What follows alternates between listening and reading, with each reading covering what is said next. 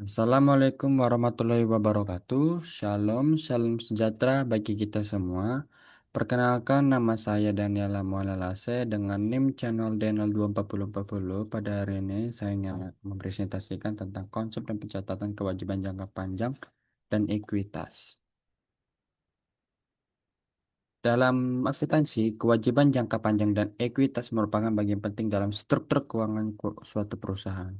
Jika kewajiban jangka panjang mencerminkan utang yang memiliki jangka waktu lebih dari 1 tahun, sedangkan ekuitas menunjukkan hak pemilik atas aset perusahaan setelah dikurangi kewajiban. Nah, pemahaman mengenai konsep dan pencatatan kewajiban jangka panjang sangat penting, terutama dalam kaitannya dengan instrumen seperti obligasi. Selain itu, aspek perpajakan seperti pajak penghasilan untuk PP Pasal 4 ayat 2 juga memiliki peranan penting dalam transaksi keuangan, seperti bunga obligasi dan penjualan saham. Oleh karena itu, diperlukan pemahaman yang baik mengenai klasifikasi dan pencatatan akuntansi serta implikasi pajaknya. Konsep dan klasifikasi kewajiban jangka panjang. Kewajiban jangka panjang adalah utang perusahaan yang jatuh tempo lebih dari satu periode akuntansi lebih dari 1 tahun. Kewajiban ini biasanya digunakan untuk pembiayaan investasi jangka panjang. Klasifikasi kewajiban jangka panjang meliputi yang pertama ada utang obligasi atau bonds payable atau utang yang diterbitkan perusahaan kepada publik dengan janji pembayaran bunga dan pokok pada waktu tertentu. Yang kedua ada utang bank jangka panjang, yaitu pinjaman dari bank dengan jangka waktu lebih dari 1 tahun. Yang ketiga ada utang sewa atau lease liabilities, yaitu kewajiban atas kewajiban atas perjanjian sewa jangka panjang atau leasing.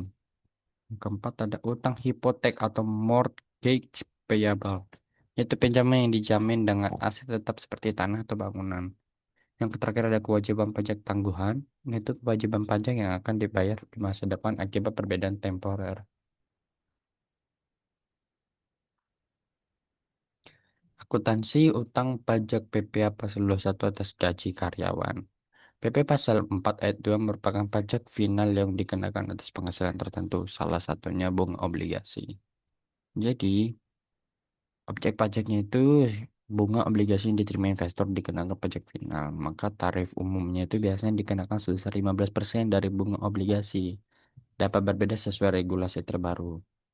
Nah, pencatatan akuntansinya ketika saat perusahaan membayar bunga obligasi, maka jurnalnya itu beban bunga ada di akun kredit, utang PPh final dan kas ada di akun debit. Saat menyetor pajak, utang PPh final ada di akun kredit dan kas ada di akun debit. Nah, pencatatan PPh pasal 4 ayat 2 atas penjualan saham. Penjualan saham di Bursa Efek juga dikenakan PPh pasal 4 ayat 2 yang bersifat final. Nah, objek pajaknya itu nilai transaksi penjualan saham. Tarifnya itu ada dua. Yang pertama ada 0,1 dari nilai bruto transaksi. Yang kedua ada tambahan 0,5% untuk saham pendiri founder pada saat tertentu. Pencatatan akuntansinya yaitu ketika saat terjadi penjualan saham, maka nilai penjualan misalnya, misal nilai penjualan sahamnya itu 100 juta, maka PPh finalnya itu dikenakan tarif 0,1% dikali dengan nilai penjualan saham tadi sebesar 100 juta, maka didapatkanlah 100.000 PPh finalnya.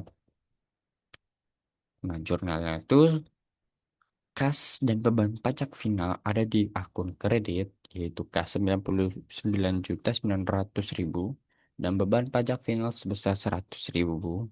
Sedangkan pendapatan penjualan saham ada di akun debit sebesar 100.000. Atau jika pajak langsung dipotong, maka jurnalnya sama, sama seperti yang tadi, kas beban pajak final ada di kredit dan pendapatan penjualan ada di debit. Konsep ekuitas. Ekuitas adalah hak residual atau aset perusahaan yang setelah dikurangi seluruh kewajiban. Komponen ekuitas meliputi yang pertama ada modal disetor, agio saham, laba ditahan, cadangan lainnya. Nah, pencatatan dasar ekuitasnya itu ketika saat investasi pemilik, maka jurnalnya kas ada di kredit, modal ada di debit. Nah, ketika saat memperoleh laba, maka laba yang ditahan itu ada di kredit dan ikhtisar laba ruginya ada di debit. Kesimpulan, kewajiban jangka panjang adalah utang yang jatuh tempo lebih dari 1 tahun, seperti obligasi, pinjaman bank, dan sewa yang memiliki implikasi perpajakan terutama terkait PPh pasal 4 ayat 2 atas bunga obligasi dan penjualan saham. Nah, pencatatannya itu harus sesuai prinsip akrual dan ketentuan perpajakan yang berlaku. Sementara ekuitas mencerminkan hak pemilik atas aset perusahaan dan menjadi indikator penting kondisi keuangan perusahaan. Sekian dari presentasi yang dapat saya sampaikan. Mohon maaf bila ada salah kata dan salah penyajian materi, kiranya dapat dimaafkan. Sekian dan terima kasih.